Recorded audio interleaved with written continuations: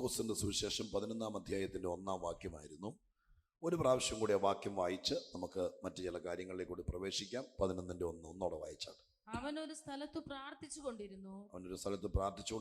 തീർന്ന ശേഷം ശിഷ്യന്മാരിൽ ഒരുത്തൻ അവനോട്, കർത്താവേ, യോഹന്നാൻ തന്റെ ശിഷ്യന്മാരെ പഠിപ്പിച്ചതുപോലെ ഞങ്ങളെയും പ്രാർത്ഥിപ്പാൻ പഠിപ്പിക്കണമേ എന്ന് പറഞ്ഞു. രാവിലെ നമ്മൾ ആ വാക്യത്തിന്റെ പശ്ചാത്തലങ്ങളാണ് പറഞ്ഞത്.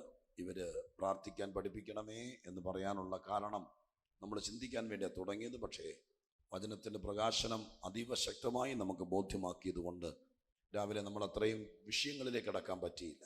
ഇന്ന് രാത്രി കഴിയുന്നിടത്തോളം കാര്യങ്ങൾ പറഞ്ഞ് നിങ്ങളെ ബോധിപ്പിക്കാൻ വേണ്ടി കർത്താവിൽ ശരണപ്പെടുകയാണ്. രാവിലെ ഞാൻ നിങ്ങളെ ഓർപ്പിച്ചിരുന്നു, ലൂക്കോസിന്റെ സുവിശേഷത്തിനകത്ത് കർത്താവായ യേശുവിൻ്റെ 7 പ്രധാന പ്രാർത്ഥനകളെ കുറിച്ച് എഴുതിയിട്ടുണ്ട്. 7 പ്രധാന പ്രാർത്ഥനകൾ. യേശു ക്രിസ്തു 7 പ്രാർത്ഥനയാണ് ഭൂമിയിലായിരുന്നപ്പോൾ ആകെ പ്രാർത്ഥിച്ചുള്ളൂ എന്നതിനർത്ഥമില്ല. ലൂക്കോസ് എഴുതിയിരിക്കുന്നത് പ്രധാനപ്പെട്ട 7 പ്രാർത്ഥനകളാണ്. നമുക്ക് ആ 7 പ്രാർത്ഥനകളെ ഒന്ന് ശ്രദ്ധിച്ച് അതിനകത്തൂടെ ഈ വിഷയത്തിലേക്ക് കടക്കാൻ വേണ്ടി ഇന്ന് കർത്താവിൽ ശരണപ്പെടുകയാണ്. ലൂക്കോസ് എഴുതിയിരിക്കുന്ന ആദ്യത്തെ പ്രാർത്ഥന 3-ാം അധ്യായത്തിന്റെ 21-ാം വാക്യത്തിലാണ്. 3-ാം അധ്യായത്തിന്റെ 21-ാം വാക്യത്തിലാണ്. ബൈബിൾ തുറന്നിട്ട് നിങ്ങളുടെ വാക്കുകളിലേക്ക് നോക്കാൻ പറ്റുമെങ്കിൽ ദയവായിട്ട് വാക്യം.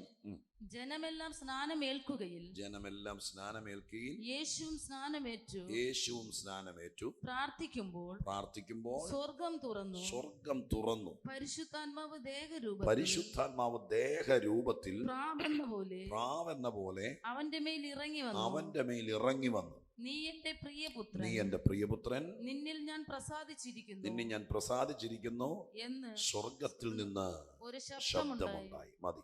ലൂക്കോസ് എഴുതിയിരിക്കുന്ന യേശുക്രിസ്തുവിന്റെ ആദ്യത്തെ പ്രാർത്ഥന, കർത്താവ് സ്നാനമേറ്റ് വെള്ളത്തിൽ നിന്ന് മുകളിലേക്ക് കയറിയതിന് ശേഷം. അപ്പൊ യേശുക്രിസ്തു മാത്രമല്ല സ്നാനപ്പെടുന്നത്, അവിടെ എഴുതിയിരിക്കുന്നു ജനമെല്ലാം സ്നാനമേൽക്കുകയിൽ. അപ്പൊ ഒത്തിരി ആളുകൾ സ്നാനമേറ്റുകൊണ്ടിരിക്കുകയാണ്. സ്തോത്രം. ഒത്തിരി ആളുകൾ സ്നാനപ്പെട്ടുകൊണ്ടിരിക്കുകയാണ്. യോഹന്നാൻ സ്നാപകനാണ് സ്നാനപ്പെടുത്തുന്നത്. രാവിലെ ഞാൻ ആ സ്നാനത്തെക്കുറിച്ചൊക്കെ പറഞ്ഞല്ലോ ചെറുതായിട്ട്. അപ്പോൾ യോഹന്നാൻ സ്നാപകൻ സ്നാനപ്പെടുത്തിക്കൊണ്ടിരിക്കുമ്പോൾ ഒത്തിരി ആളുകൾ വരിവരിയായി വന്ന് സ്നാനപ്പെടുന്നു. എല്ലാവരും സ്നാനപ്പെട്ടിട്ട് സ്തോത്രം വെള്ളത്തിൽ നിന്ന് കയറി ഈറനായ അല്ലെങ്കിൽ നനഞ്ഞ വസ്ത്രം ധരിച്ച് മുകളിലേക്ക് കയറി അവർ ചിലപ്പോൾ വസ്ത്രം മാറിയോ അല്ലാതെയൊക്കെ മടങ്ങിപ്പോവുക. സ്നാനപ്പെട്ട് മുകളിലേക്ക് കയറി എല്ലാവരും മടങ്ങിപ്പോവുക. പക്ഷേ യേശുക്രിസ്തു എല്ലാ കാര്യത്തിലും വ്യത്യസ്തനാണ്. അതോർത്ത് കർത്താവിന് നന്ദിയോടൊരു സ്തോത്രം ചെയ്താട്ടെ. എല്ലാരെ പോലെ അല്ല യേശു. യേശുവിന് ഒത്തിരി മാതൃകയുണ്ട്. എല്ലാവരും സ്നാനപ്പെട്ടു, വെള്ളത്തിൽ നിന്ന് കയറി യോഹന്നാന്റെ സ്നാനം കഴിഞ്ഞിട്ട് എല്ലാവരും മടങ്ങിപ്പോയപ്പോൾ അവിടെ എഴുതിയിരിക്കുന്ന വാക്യതാണ്, യേശുവും സ്നാനമേറ്റ് പ്രാർത്ഥിക്കുമ്പോൾ. അപ്പൊ നിങ്ങൾ ശ്രദ്ധിച്ചേ, എല്ലാവരും സ്നാനമേറ്റ് വീട്ടിൽ പോയി, എല്ലാവരും സ്നാനമേറ്റ് അവരവരുടെ പണിക്ക് പോയി. എന്നാൽ യേശു സ്നാനമേറ്റ് കഴിഞ്ഞിട്ട് പ്രാർത്ഥിക്കാൻ തുടങ്ങി. സ്തോത്രം. ഞാൻ നിങ്ങളോട് മതിയൊരു മാതൃക പറയാം. സ്നാനമേറ്റതൊരു തുടക്കമാണ്. സ്തോത്രം. അത് അവസാനമല്ല. ഒരു മനുഷ്യന്റെ ജീവിതത്തിൽ വിശ്വാസ ജീവിതത്തിലേക്ക് വരുമ്പോൾ, കർത്താവിലേക്ക് വരുമ്പോൾ, കർത്താവിനെ രക്ഷകനായി സ്വീകരിച്ച് യേശുക്രിസ്തുവിനെ വിശ്വസിച്ച് കഴിയുമ്പോൾ വിശുദ്ധ ബൈബിളിന്റെ പ്രമാണമനുസരിച്ച് വിശ്വസിക്കുകയും സ്നാനമേൽക്കുകയും ചെയ്യണമെന്നുള്ളത് ദൈവത്തിന്റെ പ്രമാണമാണ്.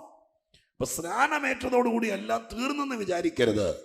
പലരും, ഇവിടുത്തെ ഭാഗം ഞാനൊന്ന് ഇന്റർപ്രറ്റ് ചെയ്യുകയാണ്, ഒന്ന് എക്സ്പ്ലെയിൻ ചെയ്യുകയാണ്. പലരും സ്നാനമേറ്റ് കഴിഞ്ഞപ്പോൾ എല്ലാം കഴിഞ്ഞെന്നോർത്ത് എല്ലാവരും വീട്ടിലേക്ക് പോയി. പക്ഷെ ഇവിടെ എഴുതിയിരിക്കുന്നു, എല്ലാവരുടെ ഇടയിൽ യേശു സ്നാനമേറ്റ് കഴിഞ്ഞിട്ട്, യേശു സ്നാനമേറ്റിട്ട്, ആ വാക്കിങ്ങനെയാണ് എഴുതിയിരിക്കുന്നത്, സ്നാനമേറ്റ് പ്രാർത്ഥിക്കുമ്പോൾ. ഹല്ലേലൂയ. സ്നാനമേറ്റ് പ്രാർത്ഥിക്കുമ്പോൾ. Praise the Lord. സ്തോത്രം. ഞാൻ ഒന്നോടെ പറയാം, സ്നാനമേറ്റ് നിർത്തുകയല്ല, സ്നാനമേറ്റ് ഒതുങ്ങുകയല്ല, സ്നാനത്തിനപ്പുറം ചില അത്ഭുതങ്ങളിലേക്ക് നയിക്കണം. സ്തോത്രം. സ്നാനമേറ്റ് പ്രാർത്ഥിക്കുമ്പോൾ എന്തോ സംഭവിച്ചു? പ്രാർത്ഥിക്കുമ്പോൾ 3 പ്രധാന കാര്യങ്ങൾ നടന്നു. ഞാൻ ഇന്ന് ഈ വാക്യത്തിൽ നിന്ന് തുടങ്ങുകയാണ്. എന്നെ ഭയങ്കരമായിട്ട് ശ്രദ്ധിച്ചിരിക്കണം. സ്തോത്രം. കേട്ടോളേ. സ്നാനമേറ്റിട്ട് പ്രാർത്ഥിക്കുമ്പോൾ പ്രധാനപ്പെട്ട 3 കാര്യങ്ങൾ അവിടെ നടക്കുകയാണ്. എന്താണ് 3 കാര്യങ്ങൾ നടക്കുന്നത്? ഒന്നാമത്തെ കാര്യം, പ്രാർത്ഥിക്കുമ്പോൾ സ്വർഗം തുറന്നു. സ്തോത്രം. ഹല്ലേലൂയ. ഇന്ന് രാത്രി ഞാൻ ആ ഭാഗത്ത് നിന്ന് അടർത്തിയെടുത്ത് പറയാം, പ്രാർത്ഥന ഒരു താക്കോല് പോലെയാണ്. ഹല്ലേലൂയ. എന്തിന്റെ താക്കോൽ? സ്വർഗം തുറക്കാൻ. ഇവിടെ ഇരുന്ന് പ്രാർത്ഥിക്കുമ്പോൾ തലയ്ക്ക് മീതെ സ്വർഗം തുറക്കും. ഇന്ന് രാത്രികാലവും ഞാൻ ആത്മാവിൽ പറയാം, നിന്റെ വീട്ടിലിരുന്ന് പ്രാർത്ഥിക്കുമ്പോൾ നീ ഇരിക്കുന്ന വീടിന്റെ മോളിൽ സ്വർഗത്തിന്റെ വാതിലുകൾ തുറക്കണം. ഹല്ലേലൂയ. വെറും പ്രാർത്ഥന പ്രാർത്ഥിച്ച് മടങ്ങരുത്. യേശുവിന്റെ പ്രാർത്ഥനയ്ക്ക് എല്ലാം വ്യത്യാസമുണ്ട്, ഓരോരോ വ്യത്യാസമുണ്ട്. ഇവിടെ പറയപ്പെട്ടിരിക്കുന്ന വാക്കിനകത്തെ വ്യത്യാസം ഇതാണ്: അന്ന് വരെ ആരും പ്രാർത്ഥിച്ച് സ്വർഗം തുറന്നിട്ടില്ല. ഒത്തിരി പേര് പ്രാർത്ഥിക്കുന്നവരുണ്ടായിരുന്നു. ഞാൻ യഹൂദന്റെ പ്രാർത്ഥന രാവിലെ നിങ്ങൾ പറഞ്ഞല്ലോ, അവർ രാവിലെ ഉച്ചയ്ക്കും വൈകുന്നേരം പ്രാർത്ഥിക്കുമായിരുന്നു. സൂര്യോദയത്തിന് മുമ്പ് എഴുന്നേറ്റ് പ്രാർത്ഥിക്കുമായിരുന്നു. ഹല്ലേലൂയ. തീർന്നില്ല. സ്തോത്രം. അവര് രാത്രിയിൽ അർദ്ധരാത്രി എഴുന്നേറ്റ് സ്തോത്രം ചെയ്യുമായിരുന്നു. ദിവസത്തിൽ 7 പ്രാവശ്യം ദൈവത്തെ സ്തുതിക്കുമായിരുന്നു. ഇതൊക്കെ ചെയ്യുമായിരുന്നെങ്കിലും തിരുവെടുത്ത് പഠിപ്പിക്കുന്ന സത്യം ഇതാണ്: അന്ന് വരെ ഹല്ലേലൂയ പ്രാർത്ഥിച്ചിട്ട് യഹൂദന്റെ ഇടയിൽ സ്വർഗം തുറന്നില്ല. പക്ഷേ യേശുക്രിസ്തു സ്നാനമേറ്റ് പ്രാർത്ഥിക്കുമ്പോൾ സ്വർഗം തുറന്നു. ഇന്ന് രാത്രി ഞാൻ നിങ്ങളോട് പറയാം, സ്തോത്രം, നീ വിശ്വസിച്ച് പ്രാർത്ഥിച്ചാൽ ചില വാതിലുകൾ തുറക്കാനിടയാകും. ഹല്ലേലൂയ. എത്ര പേര് ആത്മാവിൽ വിശ്വസിക്കുന്നു? സ്തോത്രം. വെറുതെ പ്രാർത്ഥിച്ചിട്ട് എഴുന്നേറ്റ് പോകുകയല്ല. ഈ ഉപവാസ പ്രാർത്ഥന കഴിയുമ്പോൾ, നീ പ്രാർത്ഥിക്കുമ്പോൾ ചിലത് തുറക്കാൻ ഇടയാകണം. അടഞ്ഞുപോയ വാതിലുകൾ, അടഞ്ഞുപോയ വഴികൾ തുറക്കാൻ ഇടയാകണം. അങ്ങനെ വിശ്വസിക്കുന്ന ദൈവമക്കൾ, പ്രാർത്ഥനയിൽ ചിലത് തുറക്കുമെന്ന് വിശ്വസിക്കുന്നവർ ഇന്ന് രാത്രികാലം വിശ്വസിക്ക്. ചില വഴികൾ വാഗ്ദത്തം ചെയ്തിരുന്ന ചില വഴികളൊക്കെ തുറക്കാനിടയാകണം. ഹല്ലേലൂയ. നിങ്ങൾ ഓർത്തു നോക്കേ, സ്തോത്രം, ലോകത്തിൽ തുറക്കാൻ ഏറ്റവും എന്താ പറയാ ബുദ്ധിമുട്ട്, മനുഷ്യർക്കാർക്കും തുറക്കാൻ പറ്റാത്തത്, തുറക്കാൻ ഏറ്റവും ബുദ്ധിമുട്ടുള്ളത് സ്വർഗമാണ്. കാരണം ഇവിടെ നിന്നുകൊണ്ട് നമുക്കാർക്കും തുറക്കാൻ പറ്റിയല്ല. സ്തോത്രം. ഹല്ലേലൂയ. ഏറ്റവും പ്രയാസം ഒരു ആത്മീകനെ സംബന്ധിച്ചിടത്തോളം ഏറ്റവും പ്രയാസം സ്വർഗമാണ്. ഇവിടെ എഴുതിയിരിക്കുന്നു, പ്രാർത്ഥിച്ചപ്പോൾ സ്വർഗം തുറക്കാമെങ്കിൽ ഭൂമിയിലെ അടഞ്ഞ പലതും തുറക്കാൻ പറ്റില്ലേ? സ്തോത്രം. ഹല്ലേലൂയ. നിന്റെ മുമ്പിൽ വഴി അടഞ്ഞെങ്കിൽ പ്രാർത്ഥിച്ചാൽ തുറക്കാൻ കഴിയും. സ്തോത്രം. ഹല്ലേലൂയ. പ്രാർത്ഥിച്ചപ്പോൾ സ്വർഗം തുറന്നു, സ്വർഗം തുറന്നു. ഈ ഭാഗം നിർത്തിക്കൊണ്ട് തന്നെ ഞാൻ പറയാം, പലരും വ്യത്യസ്തരാകാൻ ഇടയായി തീർന്നാൽ ഒരു ട്രഡീഷണൽ സ്റ്റൈലിൽ എല്ലാവരും ചെയ്യുന്ന പോലെ, ഇപ്പം ഇവിടെ എല്ലാവരും സ്നാനപ്പെട്ട് കയറിപ്പോയി, ഞാനും സ്നാനപ്പെട്ട് കയറിപ്പോകുന്നവരുടെ പുറകെ വരിവരിയായി പോയാൽ ഒന്നും സംഭവിക്കുകയല്ല. ഇതിനിടയിൽ വ്യത്യസ്തനാകാൻ ശ്രമിക്കണം. അങ്ങനെ വ്യത്യസ്തരാകാൻ ശ്രമിച്ചാൽ സ്വർഗം ദൈവം തുറക്കാനിടയാകും. സ്തോത്രം. ഇതിനു മുമ്പ് ഒരു പ്രാവശ്യം സംഭവിച്ചിരിക്കുന്നത് യെഹെസ്കേൽ പ്രവചനം 1:1 യെഹെസ്കേൽ പ്രവചനം 1:1-2 വാക്യങ്ങൾ ഒന്ന് വായിക്കാമോ? യെഹെസ്കേൽ പ്രവചനം 1-ാം അധ്യായം 1-ാം വാക്യവും 2-ാം വാക്യം ഒന്ന് വായിക്കാമോ? യെഹെസ്കേൽ പ്രവചനം 1:1-2 വായിക്കാമോ? 30-ാം ആണ്ട് 4-ാം മാസം അടുത്തത് 5-ാം തീയതി ഞാൻ കെബാർ നദീതീരത്ത് പ്രവാസികളുടെ ഇടയിൽ ഇരിക്കുമ്പോൾ സ്വർഗം തുറന്നു. മതി. സ്തോത്രം. നോക്കേ, നിങ്ങൾ ശ്രദ്ധിച്ച ഭാഗം ശ്രദ്ധിച്ചേ. ബൈബിളിലെ ചില ഭാഗങ്ങൾ നമ്മൾ സ്തോത്രം എല്ലാം ഒരു പത്ര റിപ്പോർട്ടർ എഴുതിയിരിക്കുന്നത് പോലെ എഴുതിയിരിക്കുകയല്ല എന്ന് പറഞ്ഞാൽ മനസ്സിലായോ? സ്തോത്രം. ഒരു സംഭവം നടന്നു, ഒരു പത്രക്കാരി എന്ന റിപ്പോർട്ട് ചെയ്യുമ്പോൾ അത് ആളുകൾക്ക് മനസ്സിലാകത്തക്ക രീതിയിൽ റിപ്പോർട്ട് ചെയ്യുമ്പോൾ റിപ്പോർട്ട് ചെയ്യപ്പെട്ടിരിക്കുകയല്ല, അതിന്റെ സൂചനകളാണ് പലപ്പോഴും തന്നിരിക്കുന്നത്. ഇവിടെ എഴുതിയിരിക്കുന്നു, ബാബേൽ പ്രവാസത്തിൽ ഇരിക്കുകയാണ് യെഹെസ്കേലിനെ ബാബേലിലേക്ക് പ്രവാസത്തിൽ പിടിച്ചോണ്ട് പോയിരിക്കുക. അപ്പൊ ബാബേലിൽ ചെന്നപ്പോൾ പ്രവാസത്തിൽ യെരൂശലേമിൽ ഇരുന്ന യഹൂദന്മാരിൽ ഒരു നല്ല സംഘം ആളുകളെ ബാബേലിലേക്ക് ബാബേൽ രാജാവ് പിടിച്ചോണ്ട് പോയി. അവിടെ ചെന്നപ്പോൾ മനസ്സിന് ഭാരം തോന്നി, നിരാശ തോന്നി. സ്തോത്രം. അവരിൽ പലരും അങ്ങ് ഒതുങ്ങിപ്പോയി. എന്നാൽ യെഹെസ്കേലും അവരുടെ കൂടെ പ്രവാസത്തിൽ പോയ ആളാണ്. പക്ഷെ അവിടെ ചെന്നിട്ട് യെഹെസ്കേൽ എന്ത് ചെയ്തു? സ്തോത്രം. അവർക്ക് കൊടുത്ത, ഒരുപക്ഷെ അവിടെ ചെല്ലുമ്പോൾ എങ്ങനെയാ പ്രവാസികളായി പോയിരിക്കുന്ന ആളുകളെ അവിടെ ചെല്ലുമ്പോൾ വലിയ കൊട്ടാരത്തിലൊന്നും ആയിരിക്കുകയല്ല പാർപ്പിക്കുന്നത്. സ്തോത്രം. വലിയ സെറ്റപ്പ് ഒന്നും ആയിരിക്കുകയല്ല. വലിയ ഗൾഫ് രാജ്യങ്ങളിലൊക്കെ വലിയ ക്യാമ്പുകൾ പോലെ അവിടെയായിരിക്കും ഇവരെ പാർപ്പിക്കുന്നത്. 100 കണക്കിന് ആളുകൾ ഒന്നിച്ച് പാർക്കുന്ന കോളനി പ്രദേശം പോലത്തെ ക്യാമ്പുകളിലായിരിക്കും പ്രവാസികളെ കൊണ്ടുപോയി പാർപ്പിക്കുന്നത്. അവരവിടുത്തെ അടിമകളാണ്. അങ്ങനെ അവിടെ ഒതുങ്ങിക്കൂടി കഴിഞ്ഞുകൂടി അടിമവേല ചെയ്തു പോരുന്നവരാ മിക്കവാറും ആളുകൾ. പക്ഷെ ഇവിടെ വായിച്ച നിങ്ങൾ ശ്രദ്ധിച്ചേ. സ്തോത്രം. അവിടെ ഒരു ഡേറ്റ് ഇട്ടിട്ട് പറയുകയാണ്, ആ സമയത്ത് ഞാൻ എവിടെ ഇരിക്കുമ്പോഴാ? എവിടെ ഇരിക്കുമ്പോഴാ? കേബാർ നദിയുടെ തീരത്തിരിക്കുമ്പോൾ. അങ്ങനെയല്ലേ എഴുതിയിരിക്കുന്നത്? കേബാർ നദിയുടെ തീരത്തിരിക്കുമ്പോൾ. നിങ്ങൾ ചിന്തിച്ചിട്ടുണ്ടോ എന്തിനാ പുള്ളി അവിടെ പോയിരിക്കുന്നത്? കാറ്റ് കൊള്ളാനാണോ? സ്തോത്രം. സമയം പോക്കാനാണോ? ടെൻഷൻ മാറ്റാനാണോ? അല്ല. അവിടെ ഞാൻ പറഞ്ഞത് പത്ര റിപ്പോർട്ടിൽ എഴുതിയിരിക്കുകയല്ല. നമ്മൾ മനസ്സിലാക്കണം. എന്ത് മനസ്സിലാക്കണം? സ്തോത്രം. ദാനിയേൽ പ്രവചനത്തിനകത്ത് എഴുതിയിട്ടുണ്ട് ഇതുപോലെ. സ്തോത്ര ഹല്ലേലൂയ. ഹിദ്ദേക്കൽ നദീ തീരത്തിരിക്കുമ്പോൾ 10-ാം അധ്യായത്തിലാണോ 10-ാം അധ്യായത്തിലാണെന്ന് എനിക്ക് തോന്നുന്നു. ദാനിയേൽ പ്രവചനം 10-ാം അധ്യായത്തിലേക്ക് ഓടിവാ, നമുക്കൊന്ന് പഠിച്ചിട്ട് തിരിച്ചു വരാം. സ്തോത്രം. ദാനിയേൽ പ്രവചനം 10-ാമത്തെ അധ്യായത്തിലേക്ക് വരുമ്പോൾ അവിടെ എഴുതിയിരിക്കുന്നത്, 10ന്റെ തുടക്കം മുതൽ എഴുതിയിരിക്കുന്നിടത്ത് അങ്ങനെ ഒരു വാക്കുണ്ടോ എന്ന് നിങ്ങൾ നോക്കിയാട്ടെ. 10-ാം അധ്യായത്തിന്റെ തുടക്കത്തിൽ എഴുതിയിരിക്കുന്നത് എങ്ങനെയാ നോക്കിയാട്ടെ. സ്തോത്രം. താഴെ ഞാൻ ഹിദ്ദേക്കൽ നദീ തീരത്തിരിക്കുമ്പോൾ എന്നൊരു ഒരു വാക്ക്, അതെ 4-ാമത്തെ വാക്യം. എന്നാൽ 1-ാം മാസം 24-ാം തീയതി ഹിദ്ദേക്കൽ എന്ന മഹാനദീ തീരത്തിരിക്കയിൽ തലപൊക്കി നോക്കിയപ്പോൾ ചണവസ്ത്രം ധരിച്ചും അരയ്ക്ക് ഊഫാസ്തംഗം കൊണ്ടുള്ള കച്ചകെട്ടിയും ഇരിക്കുന്ന ഒരു പുരുഷനെ കണ്ടു. അവന്റെ ദേഹം ഗോമേതകം പോലെയും മുഖം മിന്നൽ പ്രകാശം പോലെയും കണ്ണ് തീപ്പന്തം പോലെയും ഭുജങ്ങളും കാലുകളും മിനുക്കിയ താമരത്തിന്റെ വർണ്ണം പോലെയും അവന്റെ വാക്കുകളുടെ ശബ്ദം ഒരു പുരുഷാരത്തിന്റെ ആരവം പോലെയായിരുന്നു. കണ്ടോ? സ്തോത്രം. ആരാണ് വന്നിരിക്കുന്നത്? ഒരു ദൂതനാണോ? ദൂതനല്ല. പിന്നെ ആരാണ്? ഞാൻ ഒന്നോടെ പറയാം, നിങ്ങൾ എന്നെ ശ്രദ്ധിച്ചിരുന്നു. അവിടെ എഴുതിയിരിക്കുന്നത് എങ്ങനെയാണ്? ആ വന്നിരിക്കുന്ന ആളുടെ രൂപം, അയാൾ ധരിച്ചിരിക്കുന്ന യൂണിഫോം എങ്ങനെയാ? സ്തോത്രം. ഊഫാസ്തംഗം കൊണ്ട്, സ്തോത്രം, അരയ്ക്ക് ഊഫാസ്തംഗം കെട്ടിയിരിക്കുന്നു, കാലുകൾ ചുട്ടു പഴുത്തിരിക്കുന്നു, കണ്ണുകൾ തീപ്പന്തം പോലെ ഇരിക്കുന്നു, ശബ്ദം പെരുവെള്ളത്തിന്റെ ശബ്ദം പോലെ ഇരിക്കുന്നു. ആ ഭാഗം മുഴുവൻ വായിച്ച തലമുടി ഹിമം പോലെ വെളുത്തിരിക്കുന്നു. സ്തോത്രം. ഹല്ലേലൂയ. തീപ്പന്തം പോലെ ഭുജങ്ങൾ, കാലുകൾ മിനുക്കിയ താമ്രം പോലെ ഇരിക്കുന്നു, വാക്കുകൾ പുരുഷാരത്തിന്റെ ആരവം പോലെ ഇരിക്കുന്നു.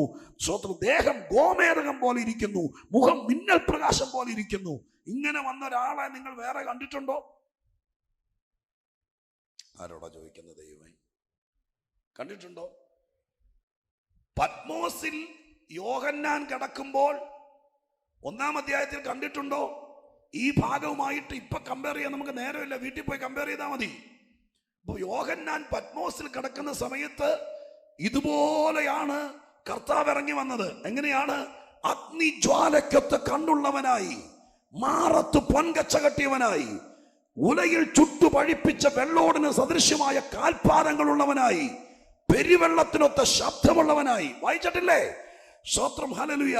അപ്പോൾ പത്മോസിൽ വെളിപ്പാട് 1-ാം അധ്യായത്തിൽ ഇറങ്ങി വന്നവൻ ആരാണോ ആ വന്നവൻ തന്നെയാണ് ഈ ദാനിയേൽ 10-ാം അധ്യായത്തിലും ഇറങ്ങി വന്നിരിക്കുന്നത്. ഹല്ലേലൂയ. അങ്ങനെയാണെങ്കിൽ ആ വന്നതൊരു ദൂതനല്ല. ദൂതനാണെങ്കിൽ ദാനിയേൽ കാൽക്കൽ ചെന്ന് വീഴൂ. കാരണം 9-ാം അധ്യായത്തിൽ ദൂതൻ വന്നിട്ടുണ്ട്. ദൂതനെ ആരാധിക്കാമോ? ദൂതന്റെ കാൽക്കൽ ചെന്ന് വീഴാമോ? സ്തോത്രം. 10-25-40 വർഷമായിട്ട് ആരാധിക്കുന്ന അമ്മച്ചിമാർക്കെങ്കിലും അറിയില്ലേ? എല്ലാരെയും കാണുമ്പോൾ ആരാധിക്കില്ലല്ല. ദൂതനെ ആരാധിക്കാൻ പാടില്ല. അങ്ങനെയാണെങ്കിൽ ദാനിയേല് ഇതിനു മുമ്പ് കണ്ടപ്പോഴൊന്നും പാടിയിട്ടില്ല, നേരെ നിൽക്കാൻ പറ്റാത്ത സ്ഥിതി വന്നിട്ടില്ല.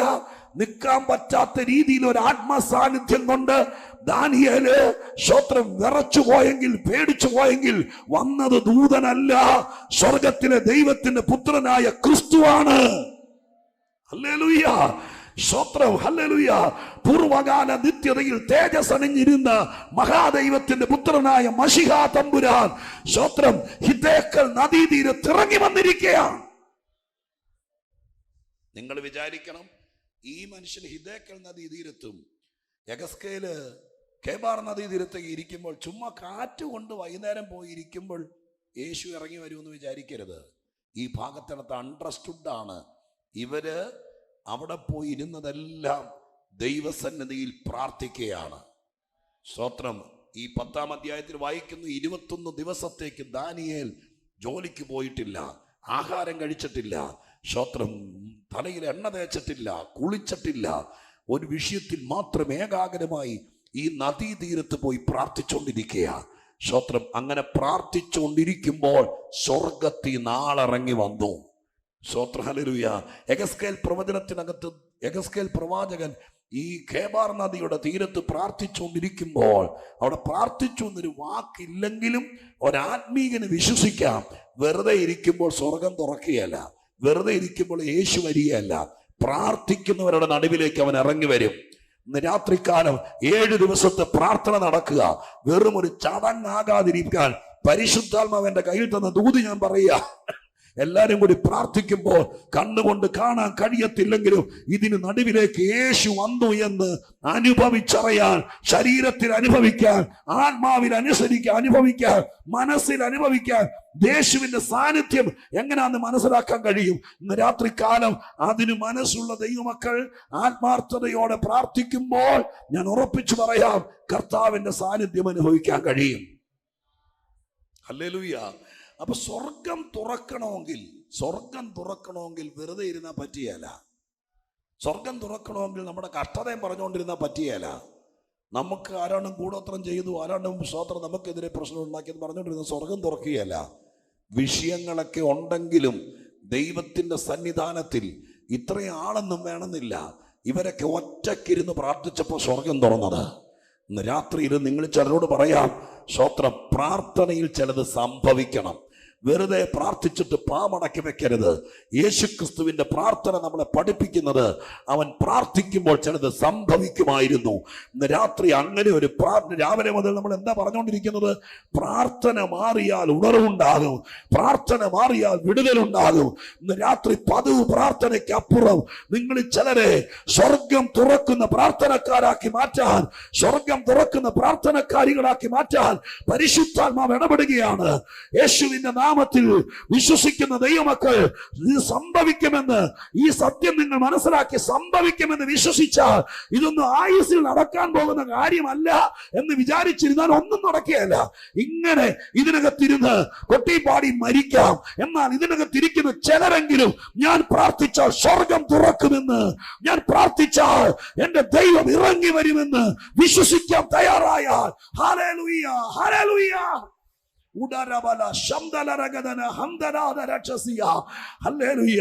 ഇതിനകത്ത് പ്രാർത്ഥിക്കുന്നവരുണ്ട്, പ്രസംഗിക്കുന്നവരുണ്ട്, പാടുന്നവരുണ്ട്, എല്ലാവരും ഇല്ലേ, പ്രവചിക്കുന്നവരില്ലേ? നിങ്ങളത് ചിന്തിച്ചേ. ഞാൻ കൊതിയോടെ ആത്മാർത്ഥതയോടെ പറയുക, എന്റെ മനസ്സിൽ ഇതൊക്കെ പഠിച്ച അന്ന് മുതൽ എന്റെ പ്രാർത്ഥനയാ. ഞാൻ പ്രസംഗിച്ചോണ്ട് നിൽക്കുമ്പോൾ സ്വർഗം തുറന്നാൽ, ഞാൻ പ്രസംഗിച്ചോണ്ട് നിൽക്കുമ്പോൾ ഈ ദാനിയേലിൽ ഇറങ്ങി വന്നതുപോലെ എന്റെ യേശു ഇറങ്ങി വന്നാൽ അവിടുത്തെ അന്തരീക്ഷം എന്തായിരിക്കും? നിങ്ങൾ പാട്ടുകാർ ഇവിടെ ഇല്ലേ, പാടിക്കൊണ്ടിരിക്കുമ്പോൾ സ്വർഗം തുറന്നാൽ എന്തായിരിക്കും ആ കോൺഗ്രേഷനകത്തെ അന്തരീക്ഷം? പാടിക്കൊണ്ടിരിക്കുമ്പോൾ യേശു ഇറങ്ങി വന്നാൽ എന്തായിരിക്കും അവിടെ നടക്കാൻ പോകുന്നത്? നിങ്ങൾ വിശ്വസിക്കുന്നു ഇത് സംഭവിക്കാൻ പാടില്ലാത്തൊരു കാര്യമല്ല. വിശ്വസിച്ചാൽ, ആത്മഭാരമുണ്ടെങ്കിൽ, വെളിപ്പാടുണ്ടെങ്കിൽ, വിശ്വസിക്കാൻ തയ്യാറാണെങ്കിൽ, വ്യത്യസ്തനാകാൻ തയ്യാറാണെങ്കിൽ, ആത്മാവിൽ ഞാൻ പറയാം, നിന്റെ പ്രാർത്ഥനയുടെ വ്യത്യസ്തത നിന്നെ ഒരു അസാധാരണ മനുഷ്യനാക്കും.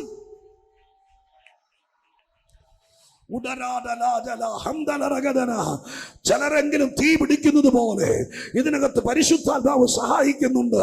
യേശുവിന്റെ നാമത്തിൽ ഇന്ന് രാത്രി ഞാൻ ഈ കുഞ്ഞുങ്ങളോടൊക്കെ പറയാം, ഇതിനകത്ത് ശുശ്രൂഷയ്ക്ക് കൈത്താങ്ങലാകുന്ന, ഇതിനകത്ത് ദൈവത്തെ മഹത്വപ്പെടുത്തുന്ന, സ്തോത്രം, മനോഹരമായി ചെറുതാണെങ്കിലും വലുതാണെങ്കിലും മുമ്പിൽ വന്നൊക്കെ പാടുന്ന, ഇൻസ്ട്രുമെന്റ്സ് കൈകാര്യം ചെയ്യുന്ന നിങ്ങൾ ഓരോരുത്തരോടും പറയാം, നിങ്ങൾ ഒറ്റക്കിരുന്ന് പ്രാർത്ഥിക്കണം. നാളുകളിൽ നിങ്ങൾക്ക് അവസരം തരുമ്പോൾ നിങ്ങൾ പാടുമ്പോൾ സ്വർഗം തുറക്കണം. നിങ്ങൾ പാടുമ്പോൾ യേശു ഇറങ്ങണം. ഹല്ലേലൂയ. ഹല്ലേലൂയ. കർത്താവിന്റെ ആത്മാവ് ഒരു വലിയ ലൈഫ് ചേഞ്ചിന് വേണ്ടി, ഇതൊരു പഴയ സഭയാണ്. പാസ്റ്ററോട് ചോദിച്ചു, സ്തോത്രം, ഹല്ലേലൂയ, വളരെ പഴയ സഭയാണ്, സ്തോത്രം, വളരെ പ്രായമുള്ള 1-2 തലമുറ കഴിഞ്ഞ സഭയാണ്, ഇതിനകത്ത് കൂടുതൽ പ്രായമുള്ളവരാണ്. ഞാൻ നിങ്ങളെല്ലാവരോടും പറയാം, സ്തോത്രം, ഹല്ലേലൂയ, ഇതങ്ങ് മരവിച്ചു പോകാനല്ല, ഒരു പുതിയ തുടക്കം കുറിക്കാൻ. സഭാഹോള് പുതുക്കപ്പെടുന്നതല്ല വിഷയം, വിശ്വാസ ജീവിതത്തിൽ ഒരു പുതുക്കം ഉണ്ടാകാൻ, ഈ മാറ്റത്തോട് കൂടെ ഒരു ആത്മീക മാറ്റം ഉണ്ടാകാൻ നിങ്ങൾ ചിലര് തയ്യാറായാൽ ഇവിടെ ഇനിയും ഉണർവുണ്ടാകും.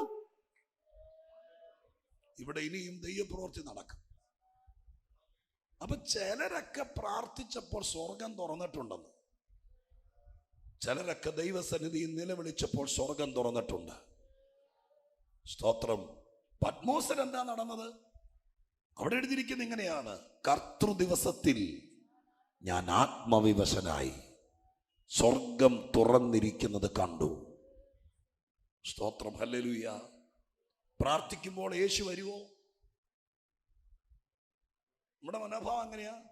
സ്തോത്രം. നമ്മളിവിടെ ഇരുന്നുകൊണ്ട് പ്രാർത്ഥിക്കുന്നു, കുറെ കാര്യങ്ങൾ ഇഷ്ടെടുത്ത് വെച്ച് ഇവിടെ ഇരുന്നുകൊണ്ട് പ്രാർത്ഥിക്കുന്നു. ദൈവം അങ്ങ് സ്വർഗത്തിരുന്ന് കേൾക്കുന്നതാണോ നിങ്ങളുടെ വിചാരം? അതുകൊണ്ട് വാക്യം വായിച്ചു നോക്കി. പ്രാർത്ഥിച്ചാൽ ദൈവം ഇറങ്ങുമെന്ന് നമുക്ക് നോക്കാം. സ്തോത്രം. ഇതൊക്കെ പഴയ നിയമത്തിലെ കഥയല്ലേ പാസ്റ്റർ എന്ന് പറയരുത്. സ്തോത്രം. അപ്പോസ്തല പ്രവൃത്തി 22-ാം അധ്യായം 17-ാം വാക്യം വായിച്ചേ.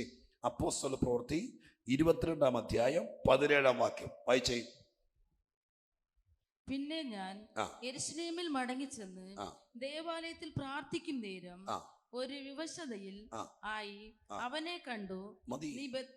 മതി, ബാക്കി ഞാൻ പറഞ്ഞുവിടാം. പൗലോസാണ് പ്രാർത്ഥിക്കുന്നത്. അപ്പോസ്തലനായ പൗലോസാണ് പ്രാർത്ഥിക്കുന്നത്. ഒരു വല്ലാത്ത വിഷമത്തിന്റെ നടുവിൽ പൗലോസ് സാക്ഷ്യം പറയാണ്. 22-ാം അധ്യായത്തിൽ പൗലോസ് തന്നെ സാക്ഷ്യം പറയുക. അപ്പൊ സാക്ഷ്യം പറയുമ്പോൾ അയാൾ പറയാണ്, പിന്നെ ഞാൻ യെരൂശലേമിൽ ദൈവാലയത്തിൽ ചെന്ന് പ്രാർത്ഥിച്ചു.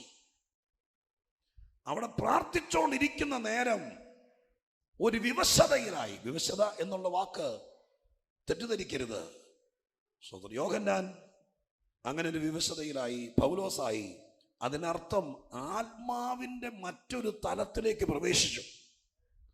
ആത്മാവിന് പല തലങ്ങളുണ്ട്. നമ്മുടെ അന്യഭാഷ പറയുന്ന തലം വരെ ആയിരിക്കും വന്നിട്ടുള്ളൂ. പക്ഷെ അതിനപ്പുറത്തേക്ക് ചില മേഖലകളുണ്ട്. അങ്ങോട്ട് കയറിപ്പോയാൽ ഈ അന്തരീക്ഷത്തിൽ തന്നെ പല ലെയറുകളില്ലേ. ഇത് നമ്മളെന്തിനാ പറഞ്ഞ അന്തരീക്ഷത്തെ കൂട്ടുപിടിക്കണ്ട. എഗസ്കേൽ പ്രവചനത്തിൽ വായിച്ചിട്ടില്ലേ, പാസ്റ്റ് വായിച്ചിട്ടില്ലേ? നരിയാണിയോളമല്ല, മുട്ടോളമല്ല, അരയോളമല്ല, നീന്തിയിട്ടല്ലാതെ കടക്കാൻ കഴിയാത്തത്. എന്തിനാ അങ്ങനെയൊക്കെ പറയുന്നത്? ഇതൊക്കെ ആത്മനദിയുടെ ഒരേ ലെവലാണ്. വേണമെങ്കിൽ നരിയാണിയോളം മാത്രം നിന്നിട്ട് പോകാം, വേണമെങ്കിൽ മുട്ടോളം വരെ ഇറങ്ങാം, വേണമെങ്കിൽ അരയോളം വരെ ഇറങ്ങാം. അതിനപ്പുറം നമുക്ക് നിൽക്കാൻ പറ്റാത്ത രീതിയിൽ, സ്വത്രം നമ്മളെ കാല് തറയിൽ ഉറയ്ക്കാത്ത രീതിയിൽ മറ്റൊരു തല ഉണ്ടെന്നല്ല എഴുതിയിരിക്കുന്നേ. നീന്തിയിട്ടല്ലാതെ പോകാൻ പറ്റാത്ത മറ്റൊരു തലമുണ്ട്. എന്നും കാല് നനയാതെ അക്കരെ പോകണമെന്ന് ആഗ്രഹിക്കുന്നവരാണ്. ഏത്? ആത്മനദിയിൽ കാല് നനയാതെ അക്കരെ പോകണമെന്ന് ആഗ്രഹിക്കുന്നവരാണെങ്കിൽ എന്നും വരണ്ടിരിക്കും. സ്തോത്രം. എന്നാൽ നീന്തിയിട്ടല്ലാതെ കിടക്കാൻ കഴിയാത്തൊരാത്മ സാന്നിധ്യം ആഗ്രഹിക്കുന്നവരുണ്ടെങ്കിൽ അതൊരു ലെവലാണ്. പൗലോസ് ഒരു പ്രാവശ്യം പ്രാർത്ഥിച്ചുകൊണ്ടിരിക്കുമ്പോൾ ആത്മാവിൻ്റെ മറ്റൊരു ലെയറിലേക്ക് പ്രവേശിച്ചു. അതിനെഴുതിയിരിക്കുന്ന വാക്കാണ് ഒരു വിവശതയിലായി. വിവശതയിലായപ്പോൾ എന്തോ സംഭവിച്ചു? അവനെ കണ്ടു. ആരെയാ? യേശുവിനെ കണ്ടു. അവ പ്രാർത്ഥിക്കുമ്പോൾ യേശുവിനെ കാണാൻ പറ്റുമോ? പ്രാർത്ഥിക്കുമ്പോൾ യേശു ഇറങ്ങി വരുമോ? അങ്ങനെ ഒരു പ്രാർത്ഥന ഉണ്ടെങ്കിൽ ഇന്ന് രാത്രികാലം ഇതിനകത്ത് ഒരാളെങ്കിലും, ഇനി നിങ്ങൾക്കാർക്കും പറ്റിയില്ലെങ്കിൽ ഓൺലൈനിൽ ഒത്തിരി പേര് കേൾക്കുന്നുണ്ടായിരിക്കും. ഇന്ന് കേട്ടില്ലെങ്കിൽ എന്തെങ്കിലും കേൾക്കും. ഞാൻ അങ്ങനെ വിശ്വസിക്കുന്നു. അങ്ങനെ ആരെങ്കിലും ഏറ്റെടുക്കാൻ തയ്യാറായാൽ ചിലപ്പോൾ ഈ രാത്രി തന്നെ ഓടിപ്പോയി യേശുവിനെ ഇറക്കാൻ വേണ്ടി പ്രാർത്ഥിച്ച ചിലപ്പോൾ ഇറങ്ങിന്നിരിക്കില്ല. പക്ഷേ ആത്മീകരുടെ ഇടയിൽ വ്യത്യസ്തനായി പ്രാർത്ഥിക്കാൻ തയ്യാറായാൽ അവരുടെ പ്രാർത്ഥനയിൽ ചിലത് സംഭവിക്കും. യേശുക്രിസ്തുവിൻ്റെ സ്നാനമേറ്റ അനന്തരമുള്ള പ്രാർത്ഥനയിൽ ഒന്നാമത് നടന്നത് സ്വർഗം തുറന്നു. സ്തോത്ര, ഹല്ലേലൂയ.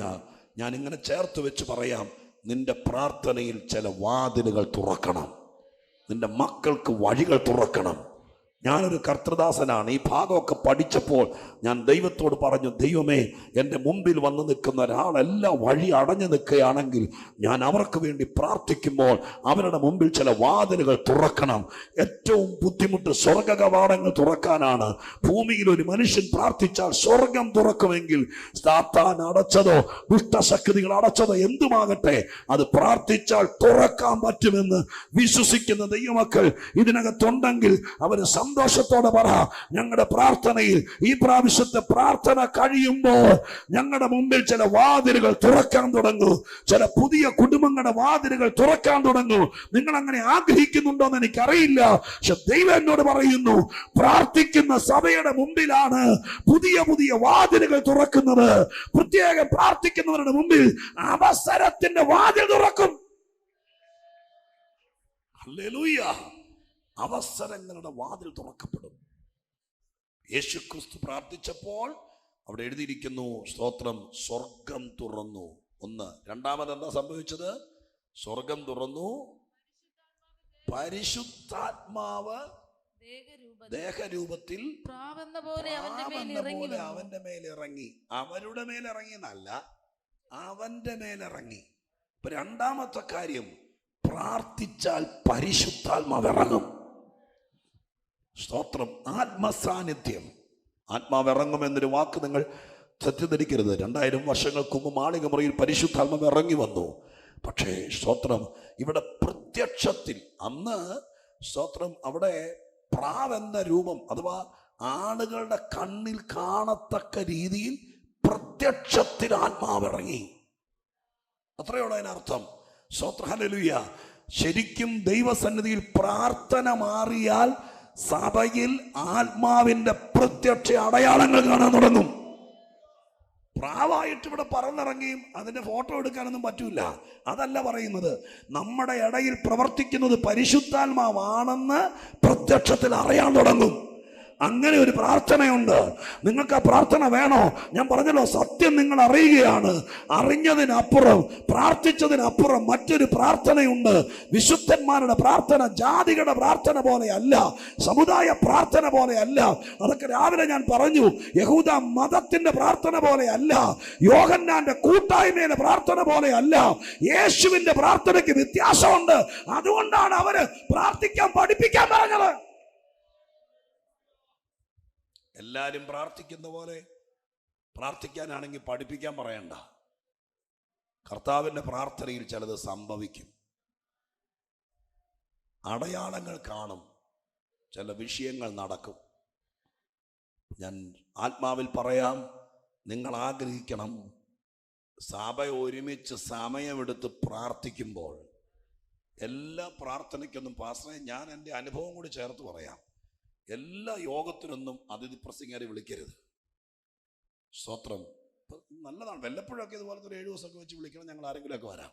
പക്ഷെ അല്ലാത്ത സമയത്ത് എല്ലാവരെയും വരുന്നവൻ മതി. ഇതിനകത്ത് എല്ലാ 100 പേരുള്ള സഭയിൽ 100 പേരെ ഒന്നും പ്രാർത്ഥിക്കാൻ കിട്ടിയല്ല. സ്തോത്രം. പ്രാർത്ഥിക്കാൻ കിട്ടിയല്ല. പ്രാർത്ഥിക്കാൻ 100 പേരുള്ള സമയത്ത് 10-12 പേരെ കിട്ടത്തുള്ളൂ. അത്രയും പേര് ഒരുമിച്ച് വന്ന് ഇത്രയൊന്നും അകന്നിരിക്കാതെ ഇവിടെ താഴെ ഇരിക്കാൻ പറ്റുന്നവർ വട്ടത്തിലിരുന്ന്, അത്രയും വയ്യാത്തവരെ പുറകിൽ കസേരയിട്ടിരുന്ന് ദൈവദാസന്റെ കൂടെ ഇരുന്ന് വേറെ ഒന്നും ചെയ്തില്ലെങ്കിലും ആത്മാവിൽ പ്രാർത്ഥിക്കാൻ തുടങ്ങിയാൽ കുറച്ച് ദിവസം കഴിയുമ്പോൾ ആ കൂട്ടത്തിനിടയിൽ ആത്മാവ് പ്രവർത്തിക്കുന്നത് പ്രത്യക്ഷമായി കാണാൻ തുടങ്ങും. ഹല്ലേലൂയ. ഇനി പ്രാവെന്ന വണ്ണം ഇറങ്ങി വരുമെന്ന് ഞാൻ സ്ഥാപിക്കുന്നില്ല. അത് അന്നത്തെ ഒരു അടയാളമാണ്. പ്രാവെന്ന വണ്ണം ഇറങ്ങി വന്നു. പക്ഷെ ഇവിടെ ഇനി പ്രാവിനെ ഇറക്കാനല്ല ശ്രമിക്കേണ്ടത്. പിന്നെയോ പ്രത്യക്ഷത്തിൽ ആത്മപ്രവർത്തികൾ നടക്കണം. അത് പ്രാർത്ഥിച്ചാലേ സംഭവിക്കത്തുള്ളൂ. അവിടെ യോർദാനിൽ സ്നാനപ്പെട്ട പലരും സ്നാനപ്പെട്ട് വീട്ടിൽ പോയപ്പോൾ ഒരുവൻ മാറിയിരുന്ന് പ്രാർത്ഥിക്കാൻ തുടങ്ങുമ്പോൾ ആത്മാവിന്റെ പ്രവൃത്തി ആരംഭിച്ചു. ഇന്ന് രാത്രി ഇതിനകത്ത് ദൈവവേലയ്ക്ക് ഭാരമുള്ളവരോ പ്രാർത്ഥിക്കുന്നവരോ ഉണ്ടെങ്കിൽ നിന്റെ വീട്ടിൽ എല്ലാവർക്കും ഒന്നും ഈ ദാഹം കാണില്ല. പക്ഷെ ഈ സഭയിൽ എല്ലാവർക്കും കാണില്ല. ഈ സെന്ററിൽ എന്റെ ദൈവദാസനെ എല്ലാ ശുശ്രൂഷകന്മാർക്കും പോലും കാണില്ല. വ്യത്യസ്തനാകാൻ തീരുമാനിച്ച് ദൈവസന്നിധിയിൽ പ്രാർത്ഥിച്ചാൽ, നീ പ്രാർത്ഥിക്കുമ്പോൾ, നീ ശുശ്രൂഷിക്കുമ്പോൾ ആത്മാവിന്റെ പ്രത്യക്ഷ അടയാളങ്ങൾ നടക്കും. സഭായോഗത്തിൽ ആത്മാവിന്റെ പ്രത്യക്ഷ അടയാളങ്ങൾ നടക്കണം. പരിശുദ്ധാത്മാവ് ഇറങ്ങിയെന്ന് ആരും പറയാതെ എല്ലാവർക്കും മനസ്സിലാകണം. അങ്ങനെ ചില സംഭവങ്ങൾ നടക്കും ശക്തമായി പ്രാർത്ഥിച്ചാൽ. സ്തോത്രം. ഇത് രണ്ടാമത്തതാ ആ പ്രാർത്ഥനയിൽ. മൂന്നാമത് വീണ്ടും അടുത്തൊരു കാര്യം കൂടി നടന്നു. അതെന്താ നടന്നത്? മൂന്നാമത്തത് നീ എൻ്റെ പ്രിയപുത്രൻ, നിന്നിൽ ഞാൻ പ്രസാദിച്ചിരിക്കുന്നു എന്ന് സ്വർഗത്തിൽ എങ്ങാണ്ടെന്ന് ഒരു ശബ്ദം ഉണ്ടായി എന്നല്ല, സ്വർഗത്തിൽ നിന്ന് ശബ്ദം ഉണ്ടായി. സ്തോത്രം. സ്വർഗത്തിൽ നിന്ന് ശബ്ദം ഉണ്ടായി. പ്രാർത്ഥിക്കുമ്പോൾ മൂന്നാമത്തെ കാര്യം, സ്വർഗത്തിൽ നിന്ന് ദൈവം സംസാരിക്കും. സ്തോത്രം. ഹല്ലേലൂയ. ഈ രാത്രി യേശുവിൻ്റെ പ്രാർത്ഥനയുടെ പ്രത്യേകത പറയാം. കർത്താവ് പ്രാർത്ഥിക്കുമ്പോൾ സ്വർഗത്തിൽ നിന്ന് അപ്പൻ സംസാരിക്കും. സ്തോത്രം. എത്ര പേര് ദൈവശബ്ദം കേട്ടിട്ടുണ്ട്? ഇന്ന് രാത്രി അതിനൊരു ഓപ്പണിംഗ് ഇവിടെ ഉണ്ടാകുക.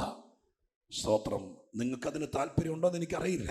സ്തോത്രം. അതേ എൻ്റെ പ്രയത്നം വ്യർത്ഥമാണെന്നറിയില്ല. ആർക്കോ ഒരാൾക്ക് വേണ്ടിയിട്ടാണെങ്കിലും സ്തോത്രം, ഞാൻ ആത്മാവിൽ പറയാം, ഇതാർക്കെങ്കിലും ഒരാൾക്ക് കയറി പിടിച്ചാൽ അവർ നിമിത്തം ഒരു ദൈവപ്രവൃത്തി നടക്കും. സ്തോത്രം. ഹല്ലേലൂയ. ദൈവശബ്ദം ഉണ്ടായി. ദൈവശബ്ദം ഉണ്ടായി. പ്രാർത്ഥിക്കുമ്പോഴാണ് ദൈവം ചില കാര്യങ്ങൾ പറയും. ഇതിപ്പോൾ ആരെക്കുറിച്ചാണ് പറഞ്ഞത്? യേശുവിനെ കുറിച്ചാണ്. ഇവിടെ എല്ലാം ശ്രദ്ധിച്ചേ. ഒത്തിരി പേര് സ്നാനപ്പെട്ടു, അവരെല്ലാം കയറി അവരുടെ വഴിക്ക് പോയി. പക്ഷെ പ്രാർത്ഥിച്ചോണ്ടിരുന്നവനാണ്, അവന്റെ മേലാണ് ആത്മാവ് ഇറങ്ങിയത്. അവനെ കുറിച്ചാണ് ദൈവം സംസാരിച്ചത്, അല്ലേ? അവനെ കുറിച്ചല്ലേ സംസാരിച്ചത്? ഇവൻ എൻ്റെ പ്രിയപുത്രൻ, ഇവനിൽ ഞാൻ പ്രസാദിച്ചിരിക്കുന്നു. നിന്നെക്കുറിച്ചുള്ള ദൈവത്തിൻ്റെ തിരുഹിതം അറിയണമെങ്കിൽ ആരുടെയെങ്കിലും അടുക്ക പോയി 500 രൂപ കൊടുത്തിട്ട് തലേ കാണിച്ചു കൊടുത്തിട്ട് പ്രാർത്ഥിക്കാൻ പറഞ്ഞാൽ എന്നെങ്കിലും പറഞ്ഞു വിടും. ചിലതൊക്കെ ശരിയായിരിക്കും, ചിലതൊക്കെ പോയിന്നിരിക്കും. പക്ഷെ യഥാർത്ഥ ബൈബിളിൻ്റെ മാതൃക, ദൈവസന്നിധിയിൽ സമയം ചെലവഴിച്ച് പ്രാർത്ഥിക്കുമ്പോൾ ദൈവം നമ്മോട് സംസാരിക്കാൻ തുടങ്ങും. നമുക്ക് ഉറപ്പ് കിട്ടും. നമ്മുടെ വഴി തുറക്കുമോ ഇല്ലയോ എന്ന് ഉറപ്പ് കിട്ടും. അതിപ്പോൾ ദൈവം പാസ്റ്ററും ഞാനും കൂടി മുഖാമുഖം സംസാരിക്കുന്ന പോലെ ആയിരിക്കുകയല്ല ദൈവം സംസാരിക്കുന്നത്. സ്തോത്രം. നമ്മുടെ മനസ്സിന് ആത്മാവ് താനും നമ്മുടെ ആത്മാവോട് സംസാരിക്കുന്നു എന്ന് എഴുതിയിരിക്കുന്ന റോമാലേഖനത്തിൽ. സ്തോത്രം. അതിനകത്ത് വാക്കില്ല, ഭാഷണമില്ല. പിന്നെ എങ്ങനെ അറിയും? റോമാലേഖനത്തിൽ ആത്മാവ് നമ്മുടെ ആത്മാവോട് സാക്ഷ്യം പറയും, സംസാരിക്കും. 8-ാം അധ്യായത്തിലാണ്, വായിക്കണമെന്നില്ല. ഇതെല്ലാം വായിച്ചു തന്നു കഴിഞ്ഞാൽ നമുക്ക് പോക്ക് നടക്കത്തില്ല. യേശുക്രിസ്തുവിൻ്റെ 7 പ്രാർത്ഥനയാണ് പറയണ്ടേ. ഇപ്പോൾ ഓരണ്ട ഞാൻ പറഞ്ഞോളൂ. അപ്പം തന്നെ മിക്കവാറും സമയം ക്ലോക്ക് ഓടി അങ്ങ് മോളിൽ കയറാൻ തുടങ്ങി. അപ്പോൾ സ്തോത്രം കേട്ടെ. ആത്മാവ് സംസാരിക്കും. അത് വാക്കൊന്നുമില്ല. നമ്മുടെ കാതിലല്ല പറയുന്നത്, നമ്മുടെ അന്തരാത്മാവിലാണ്. അതൊരു കോൺഫിഡൻ്റാണ്. നമ്മൾ പറയില്ലേ, എൻ്റെ മനസ്സ് പറയുന്നു ഇന്ന് പോകണ്ട. അതാരും പറഞ്ഞില്ല, സ്വാഭാവികമായിട്ട് അങ്ങനെ നടക്കുന്ന കാര്യമാണ്. അത് മനുഷ്യത്വത്തിൽ നടക്കുന്നതാണ്. എന്നാൽ ഒറിജിനൽ ദൈവത്തിൻ്റെ ആത്മാവ് നമ്മുടെ ആത്മാവോട് സംസാരിക്കും. ഞാനൊരു തെളിവ് തരാം. എൻ്റെ ബൈബിളിൽ നിന്ന് പ്രസംഗിക്കുന്നുണ്ട്, എല്ലാത്തിനും തെളിവുണ്ട്. നിങ്ങൾ നോക്കി, ഈ യോശുവയുടെ പുസ്തകം 1-ാമത്തെ അധ്യായം. യോശുവ യോർദാൻ്റെ തീരത്ത് വെച്ചാണ് മോശയ്ക്ക് ശേഷം, സ്തോത്രം, മോശയ്ക്ക് ശേഷം യോശുവയെ ദൈവം തിരഞ്ഞെടുക്കുന്നത്. യോർദാൻ്റെ തീരത്ത് വെച്ചാണ്. എങ്ങനെ യോർദാൻ കിടന്ന് അക്കരെ പോകുമെന്നുള്ള കാര്യത്തിനകത്ത് കാലേ കൂട്ടി ദൈവം ഒന്നും പറഞ്ഞില്ല. ആളുകളെല്ലാം യോശുവ വഴി തുറന്നു കൊടുത്ത്, ഈ യോർദാൻ തുറന്നു കൊടുത്തിട്ട് അക്കരെ പോകാൻ വേണ്ടി നിൽക്കുക. 1-ാം അധ്യായത്തിൻ്റെ 1 മുതൽ 9 വരെയുള്ള വാക്യങ്ങളിൽ ദൈവം സംസാരിക്കുന്നുണ്ട്. ഇപ്പം ഇരുന്ന് വായിച്ചാൽ ഒത്തിരി സമയമെടുക്കും. നിങ്ങളെവിടെയും നോക്കി വെക്കുകയോ കുറിച്ച് വെക്കുകയോ മതി, ഒത്തിരി. പക്ഷെ ഈ 9 വാക്യത്തിനകത്തും യോർദാൻ പിളർക്കുമെന്നോ, എന്ന് പിളർക്കുമെന്നോ, എങ്ങനെ പിളർക്കുമെന്നോ പറഞ്ഞിട്ടില്ല.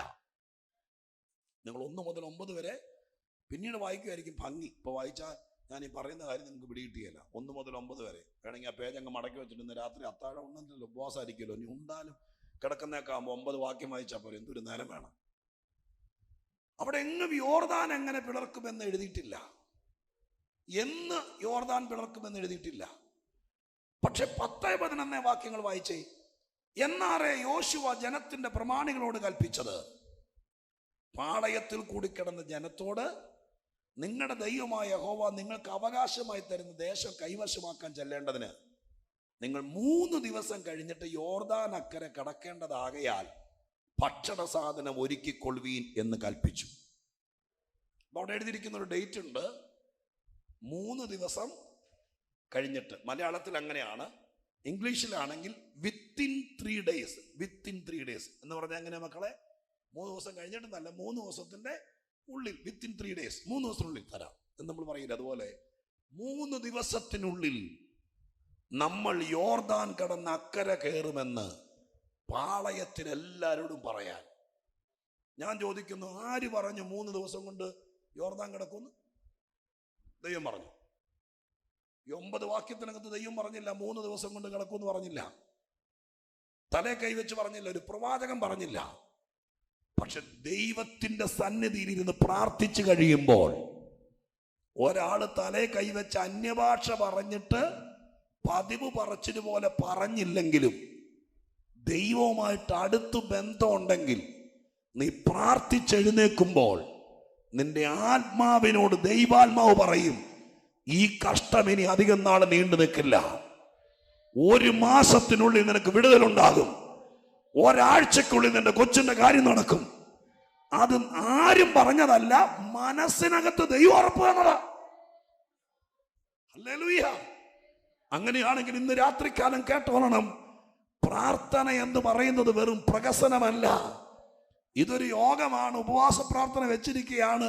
ഇവിടെ വന്നൊരു പ്രോഗ്രാം നടക്കും, സഹോദരന്മാർ പാട്ടുപാടും, കർത്തൃദാസൻ ലീഡ് ചെയ്യും, നിങ്ങളും ഇതിനുവേണ്ടി പ്രാർത്ഥിക്കും, ഞങ്ങളെപ്പോലെ ആരെങ്കിലും പ്രസംഗിക്കും.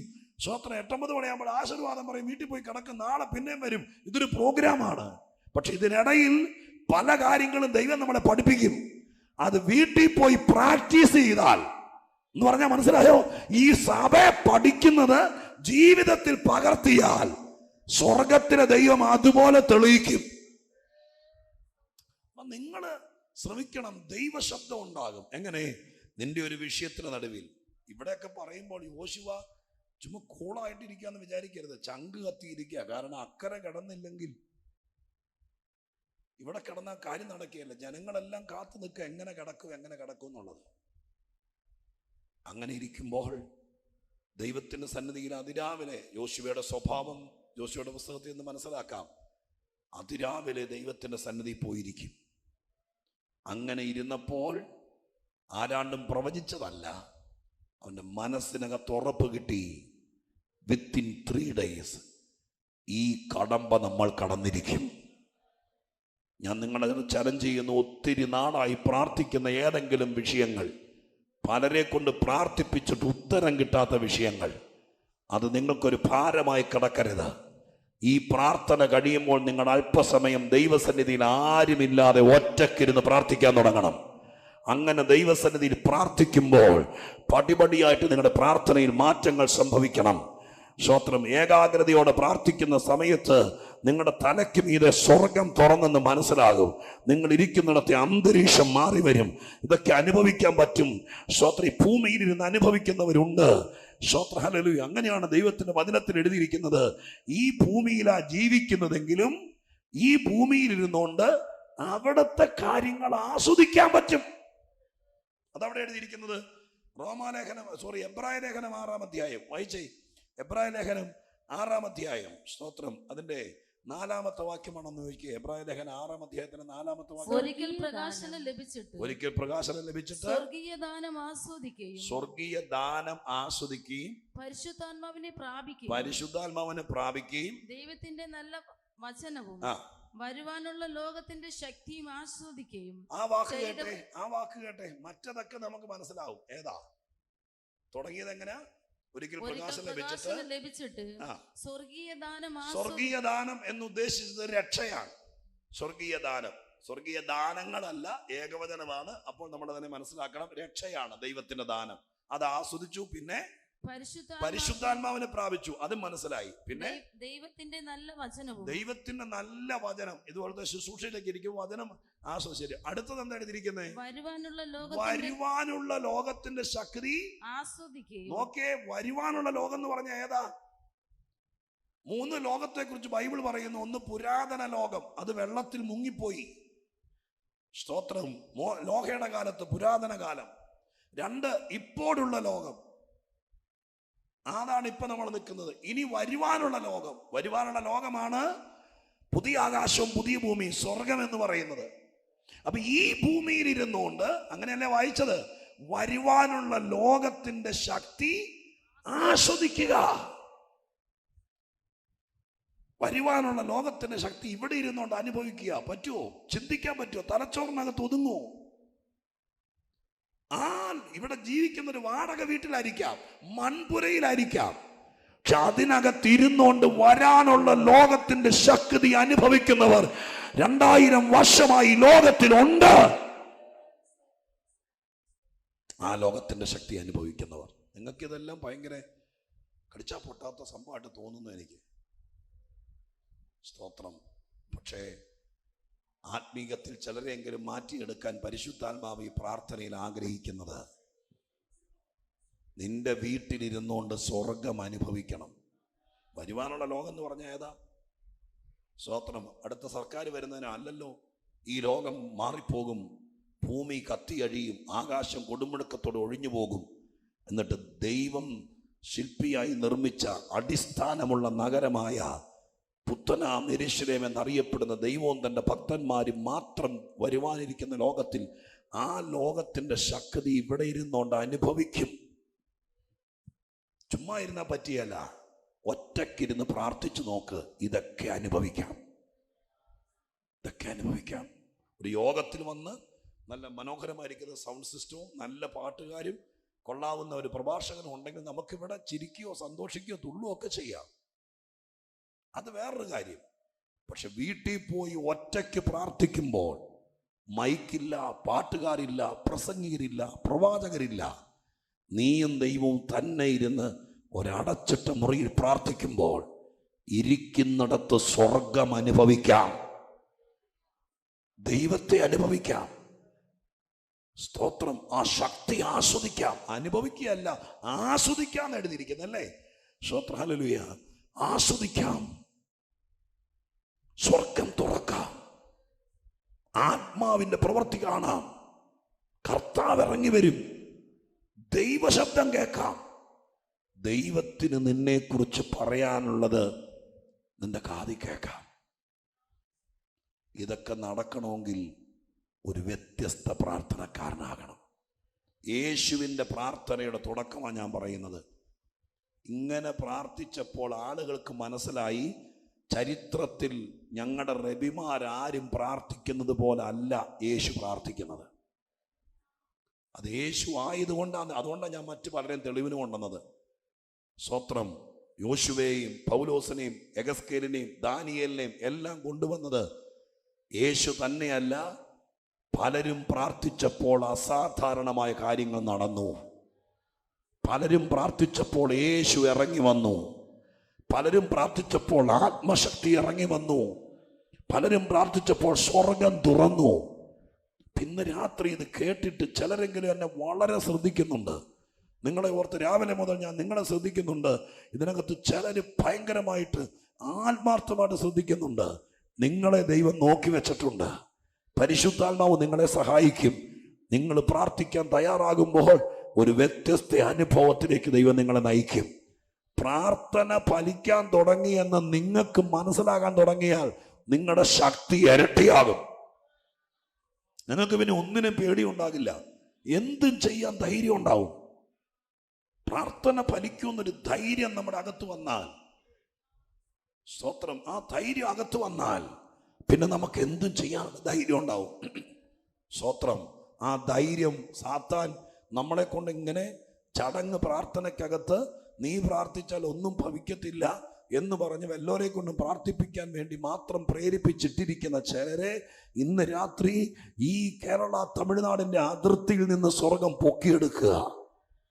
ദൈവാത്മാവ് ഈ സഭയ്ക്കകത്തൊരു പുതിയ ഉണർവുണ്ടാക്കാൻ പരിശുദ്ധാത്മാവ് ചിലരെ ഇതിനകത്ത് കാഴ്ചവെക്കുക.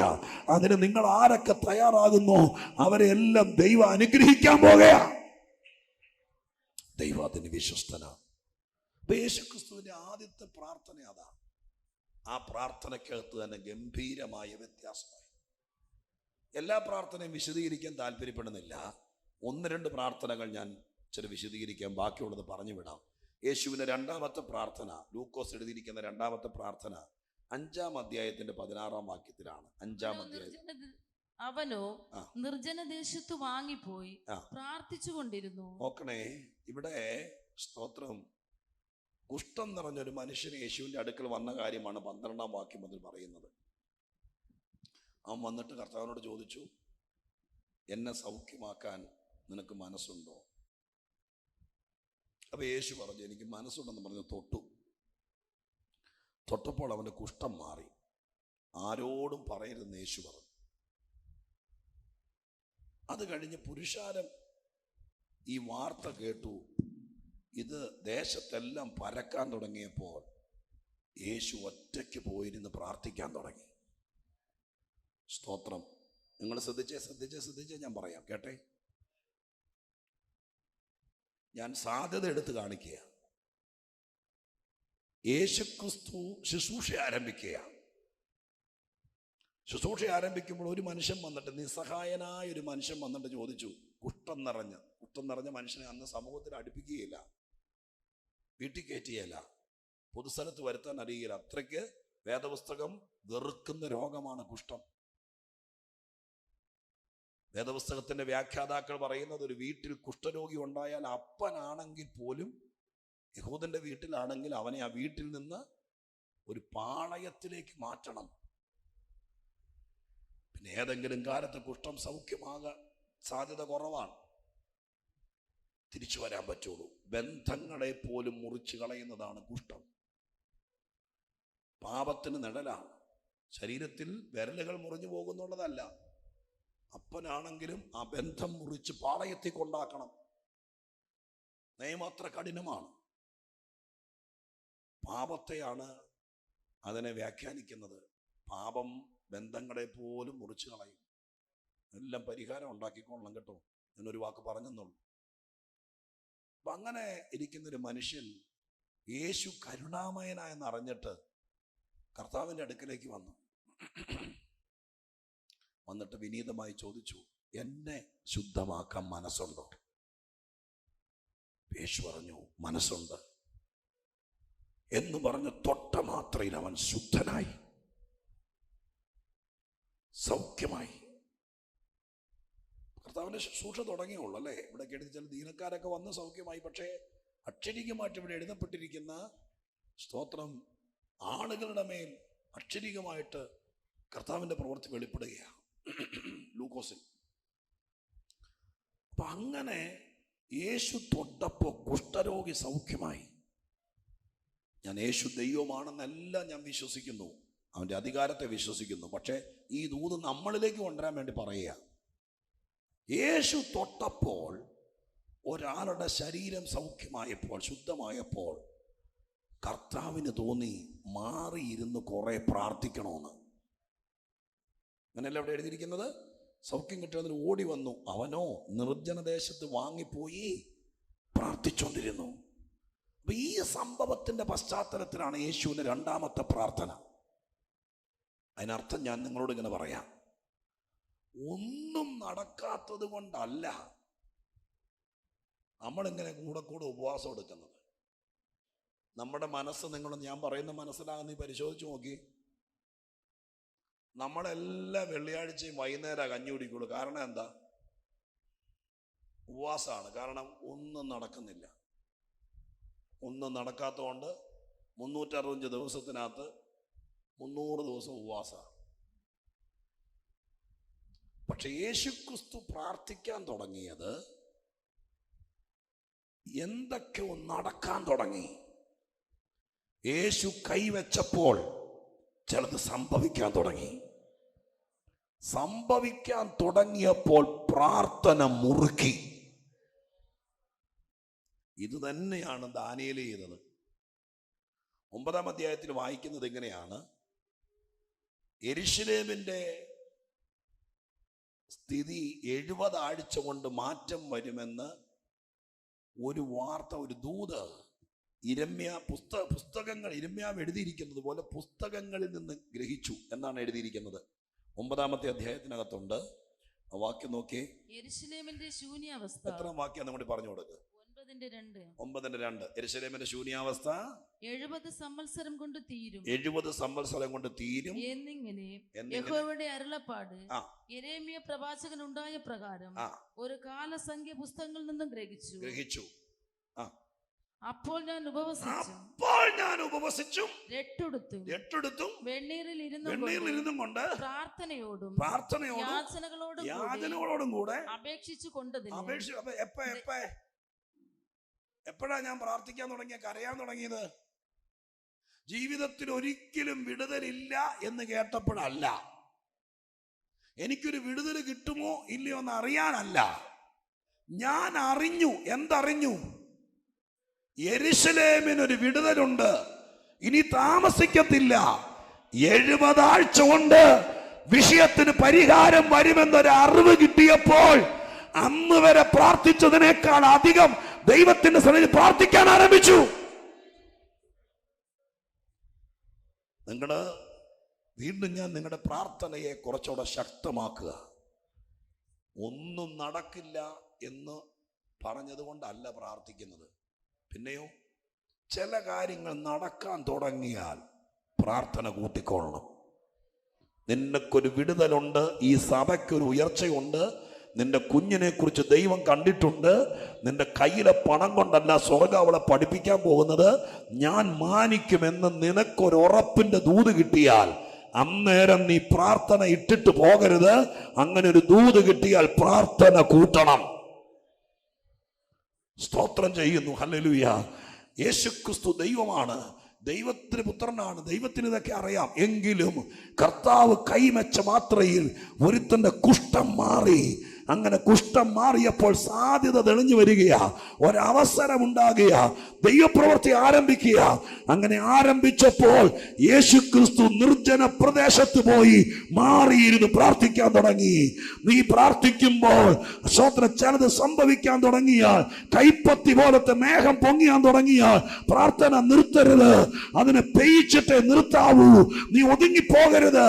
എന്തോ സംഭവിക്കാൻ പോകുകയാണ്, നിനക്കെന്തോ വിടുതൽ കിട്ടാൻ പോകുകയാണ്, ചില മാറ്റങ്ങൾ വരാൻ പോകുകയാണ്, വീട്ടിൽ ചില കാര്യങ്ങൾ നടക്കാൻ പോകുകയാണ് എന്ന് ബോധ്യമായാൽ അപ്പോൾ നീ ഒറ്റയ്ക്ക് മാറിയിരുന്ന് പ്രാർത്ഥിച്ചോളണം.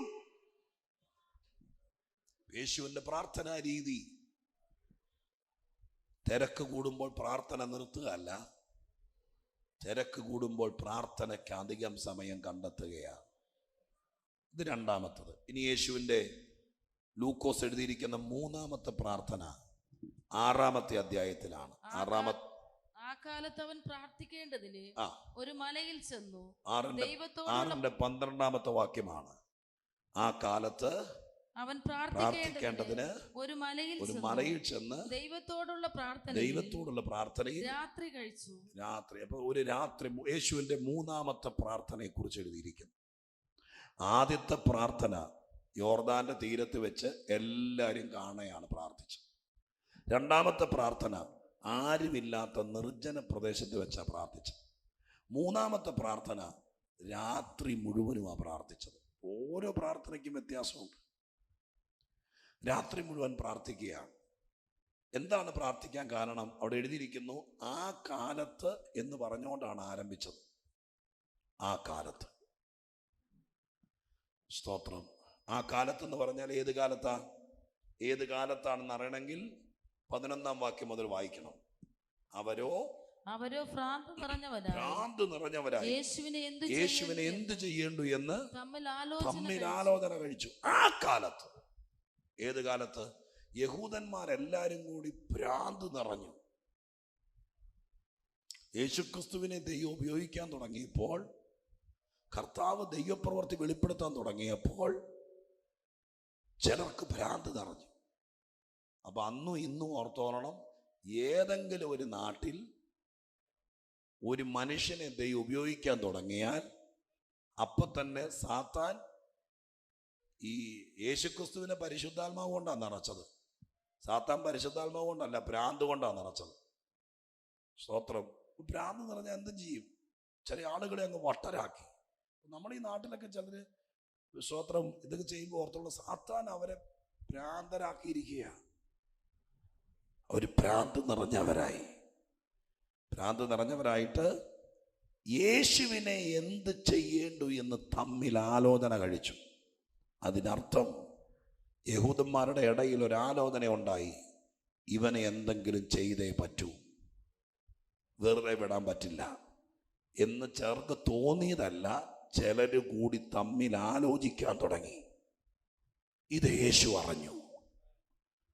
ഇത് യേശു അറിഞ്ഞപ്പോൾ കർത്താവ് നേരെ എന്നാ വാടാ കാണിക്കാന്ന് പറഞ്ഞില്ല, കേസ് കൊടുക്കാൻ പോയില്ല, ഒന്നിനും പോയില്ല, നാട് വിട്ടുപോയില്ല.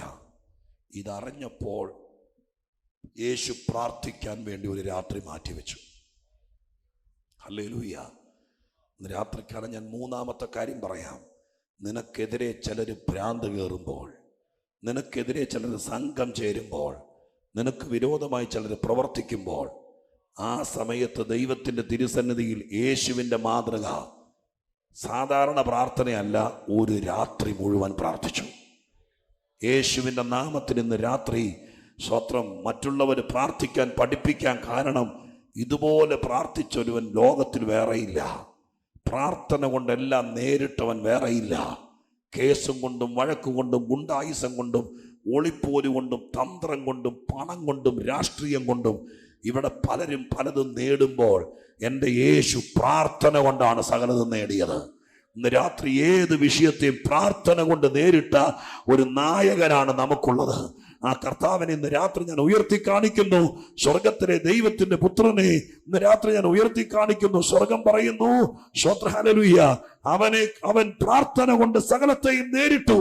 ഏത് വിഷയം വന്നാലും പ്രാർത്ഥിച്ചു. അവനെതിരെ പ്രശ്നം വന്നാൽ, ആളുകൾ അവനെതിരെ ഭ്രാന്ത് കയറിയാൽ, അവനെതിരെ ഗൂഢാലോചന നടത്തിയാൽ, എന്തു ചെയ്താലും പ്രാർത്ഥന കൊണ്ട് നേരിടുന്ന ഒരു ജീവിത ശൈലി കർത്താവ് കാഴ്ചവെച്ചു.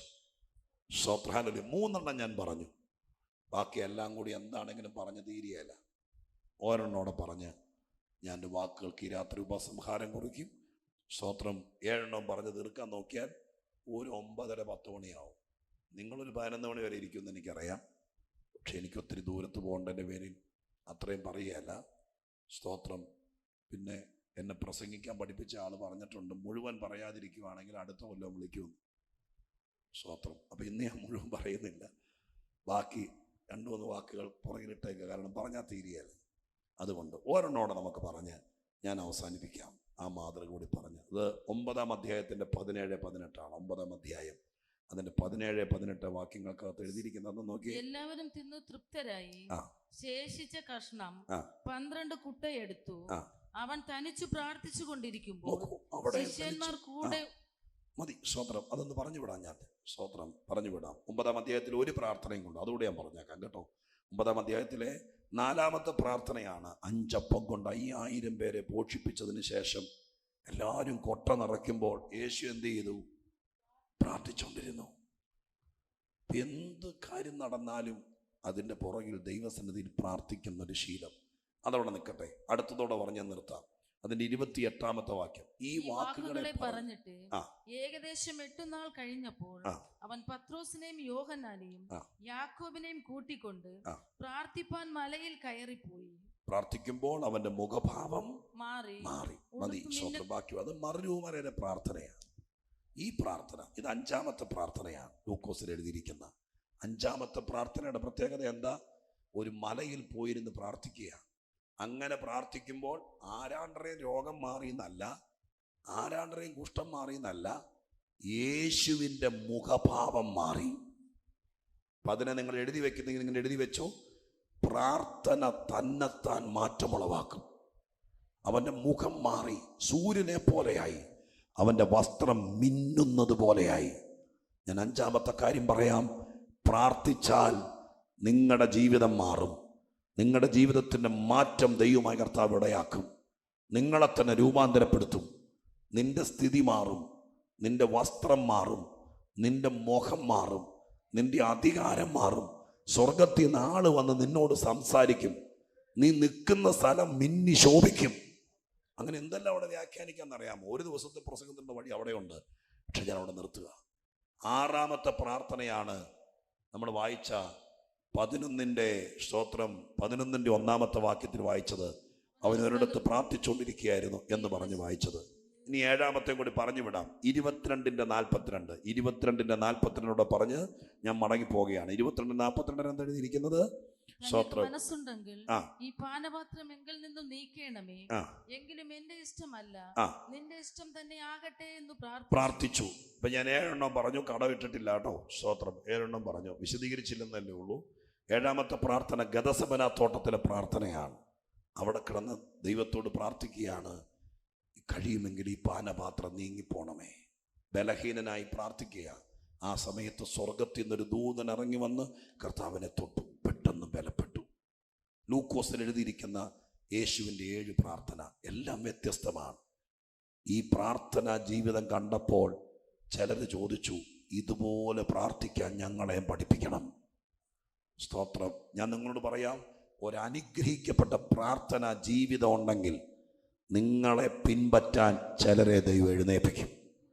വേറെ ഒരു കൃപാവരവും നമ്മുടെ ഇല്ലെങ്കിലും പ്രാർത്ഥിക്കുന്ന മനുഷ്യനാണെന്നറിഞ്ഞാൽ നിങ്ങളുടെ കൂടെ വരാൻ ചിലർ തയ്യാറാകും. അവർ ചിലത് പഠിക്കാൻ ആഗ്രഹിക്കും. ഞാനൊരു വാക്ക് പ്രാർത്ഥിക്കാം, കണ്ണുകൾ അടയ്ക്കാം. ഇന്ന് രാവിലെയും വൈകുന്നേരവുമായി പറഞ്ഞതിൻ്റെ രത്നച്ചുരുക്കം, സ്തോത്രം, പ്രാർത്ഥനയ്ക്ക് മാറ്റം വന്നാൽ ജീവിതം മാറും. ഇന്ന് രാത്രികാലം കണ്ണുകളടച്ച് പ്രാർത്ഥിച്ചാട്ടെ ദൈവസന്നിധിയിൽ. കർത്താവേ, ഒരു മാറ്റത്തിന് ഞാൻ തയ്യാറാണ്. എൻ്റെ വീട് മാറണം, എൻ്റെ രോഗം മാറണം, എൻ്റെ കടം മാറണം, എൻ്റെ കൊച്ചിൻ്റെ സ്വഭാവം മാറണം എന്നെല്ലാം പ്രാർത്ഥിക്കും.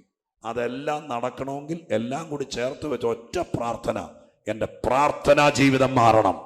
എൻ്റെ പ്രാർത്ഥനാ ജീവിതം മാറിയാൽ എന്നെ തന്നെ മാറ്റിയെടുക്കാം. അതിനിന്ന് രാത്രി എത്ര പേർ തയ്യാറാകും? എത്ര പേർ തയ്യാറാകും? കണ്ണടച്ച് ദൈവത്തോട് പ്രാർത്ഥിച്ചേ. സ്തോത്രം. കടം മാറണം, രോഗം മാറണം, വീട് മാറണം, എല്ലാം പറഞ്ഞുകൊണ്ടിരിക്കുകയല്ലേ? അതിനെല്ലാത്തിനും കൂടി സ്വർഗം ഒരു മറുപടി പറയുക, നിന്റെ പ്രാർത്ഥനാ ജീവിതം ഞാൻ മാറ്റിത്തരാം. എൻ്റെ ആത്മാവിനെ അയച്ച് നിന്റെ പ്രാർത്ഥനാ ജീവിതം ഞാൻ മാറ്റിത്തരാം. അതോടെ എല്ലാം മാറാൻ തുടങ്ങും. എല്ലാം മാറാൻ തുടങ്ങും. അങ്ങനെ വിശ്വസിക്കുന്ന ദൈവമക്കൾ, ഈ സത്യം അറിയുന്ന ദൈവമക്കൾ അതരം അടച്ചു വെക്കാതെ ആത്മാവിലൊന്ന് പ്രാർത്ഥിച്ചേ, സ്തോത്രം ചെയ്ത് പ്രാർത്ഥിച്ചേ, പോകാൻ ധൃതി പിടിക്കാതെ വേഗത്തിൽ പ്രാർത്ഥിച്ചേ, ദൈവാത്മാവിൽ പ്രാർത്ഥിച്ചേ. ദൈവമേ, എന്റെ പ്രാർത്ഥന മാറിയാൽ എന്റെ വീട് ശരിയാകും, എന്റെ പ്രാർത്ഥന മാറിയാൽ എന്റെ ജീവിതം ശരിയാകും എന്ന് വിശ്വസിക്കുന്നവർ മാത്രം ദൈവത്തിന് അല്പസമയം സ്തോത്രം ചെയ്തേ. പരിശുദ്ധ ദൈവമേ, ഈ കരമടിച്ച് സ്തോത്രം ചെയ്യുന്നവർക്കായി ഞാൻ പ്രാർത്ഥിക്കുന്നു. അന്യഭാഷ പറയുന്നവർക്കായി പ്രാർത്ഥിക്കുന്നു. പ്രാർത്ഥനാ ജീവിതത്തിന് മാറ്റം വരണമേ. ഈ സഭയെ അനുഗ്രഹിക്കണമേ. ഇതിനകത്ത് പ്രാർത്ഥന പോരാളികൾ ഉണ്ടാകണമേ. വ്യത്യസ്തമായ പ്രാർത്ഥനയാൽ ഇവരെ അനുഗ്രഹിക്കണമെന്ന് പ്രാർത്ഥിക്കുന്നു. കർത്തൃദാസനും കുടുംബത്തിനും അവരുടെ കുഞ്ഞുങ്ങൾക്കുമായി ഈ സഭയിൽ നിൽക്കുന്ന എല്ലാ ദൈവമക്കൾക്കായി പ്രാർത്ഥിക്കുന്നു. അമ്മമാരെ, പിതാക്കന്മാരെ, സഹോദരങ്ങളെ, വളർന്നു വരുന്നവരെ എല്ലാവരെയും പ്രാർത്ഥന കൊണ്ടൊരു ഭയങ്കര ഉണർവ് ഇവിടെ ഉണ്ടാക്കാനിടയാകണമെന്ന് പ്രാർത്ഥിക്കുന്നു. യേശുവിന്റെ നാമത്തിൽ ഇവരെ ഞാൻ അനുഗ്രഹിച്ചിട്ട് പോകുന്നു. ഇവർ ചിലർ പ്രാർത്ഥിക്കാൻ തുടങ്ങട്ടെ. പ്രാർത്ഥന മാറിയത് ഇവർ അറിയട്ടെ. ഇവർ പ്രാർത്ഥിക്കുമ്പോൾ സ്വർഗം തുറക്കട്ടെ.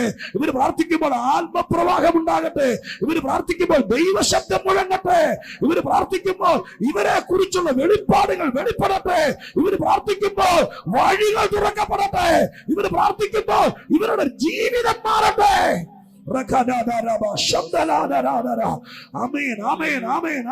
അങ്ങനെ സംഭവിക്കണം. ഞാൻ ഇവരെ അനുഗ്രഹിക്കുന്നു. ഇനി ഒരു പ്രാവശ്യം കൂടി ഈ സഭയെ കാണാനിടയായ ഭയങ്കര തീപ്പൊരി ആരാധനയുള്ള എന്റെ ദൈവമേ, യൗവനക്കാരെ കൊണ്ട് നിറഞ്ഞ, പുതിയ ആത്മാക്കളെ കൊണ്ട് നിറഞ്ഞ ഒരു കൂട്ടമായി കാണാൻ ഇടയാകണമേ. യേശുവിന്റെ നാമത്തിൽ അങ്ങനെ സംഭവിക്കട്ടെ. ഞാൻ ഇവിടെ വന്നത് പറഞ്ഞ് അനുഗ്രഹിച്ചിട്ട് പോകുന്നു. യേശുവിന്റെ നാമത്തിൽ തന്നെ കരമടിച്ച് തന്നെ ദൈവത്തിന് സ്തോത്രം.